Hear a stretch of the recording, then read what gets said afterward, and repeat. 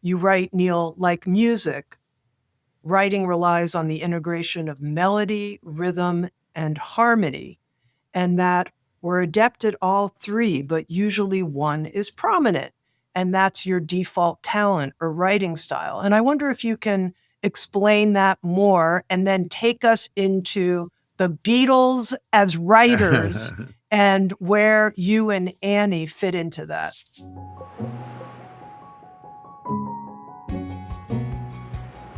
I have a spiritual practice that came up through Diamond Heart, and it's got a lot of Gurdjieffian fourth way content, including this idea that we are three-centered beings: head, body, heart, right? Head, body, chest, however you want to put it. And they correspond in music with melody is the head center, the curiosity, the bright stuff, the pulling stuff and making leaps of faith and leaps of interest. And then rhythm is the body center wanting to dance. And heart is the harmony that music requires, right? Of being relational and adding voices and getting them to blend and that sort of thing. And writing is the exact same way, right? I get my ideas, like ideas always start with curiosity and they come in through the head center. And then I move them through my body where they can kind of coalesce into patterns, right? Dance patterns, which aren't unlike chemical valences, and they either work or they don't to the ear. And then when I've succeeded in those two, then I still have the reader to be connecting with, and that's the harmony. And I connect with the reader by bringing in the familiar and balancing it with the unfamiliar and kind of tugging them along and patting them and bringing cupcakes, that sort of thing. And I thought about and write about this, how you can really kind of see that in music in the Beatles, where, you know, there probably is no better melodist in our generation or several generations than Paul McCartney. He is a pure melodist, leaping intervals. He just thinks up. You watch that the making of Let It Be, and you just watch him invent a melody, and it turns into a song in I think 18 minutes. They've got it complete, right? But he's just got these melodies going. And then you listen to John, and John has a very, very narrow. First, one thing, Paul has a 5-octave range voice. And so those leaping intervals work for his voice too. But John has more like a 3-octave, and he doesn't think in melody, right? John thinks in rhythm.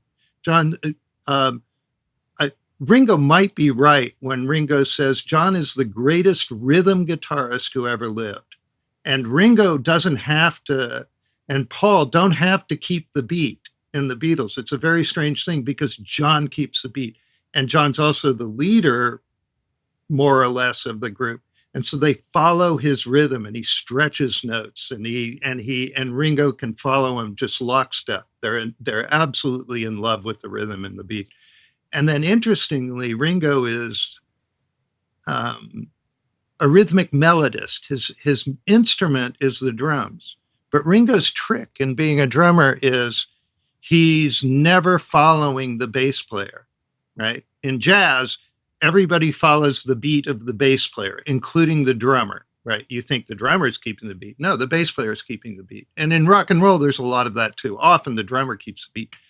Ringo's following the voice. He's following the melody all the time. All he's listening to, he's interacting kind of intuitively with John on the rhythm, but he's listening to whoever's singing the song. And then George is kind of a harmonic, rhythmic guy. He also he's an okay melodist. I mean, something is beautiful, beautiful melody, but he's thinking first of harmony because that's who he is. You know, he is this spiritual harmonist. And so you can find your own Beatle. And the point to that is to notice, what's my strength?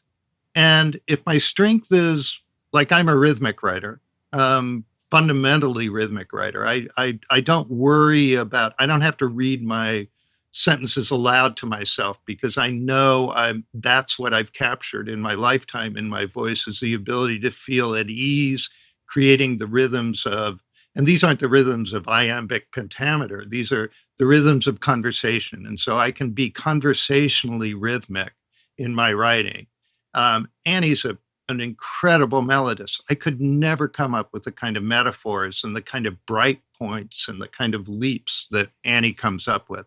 So I build on my strengths, and I struggle and occasionally bring in a metaphor.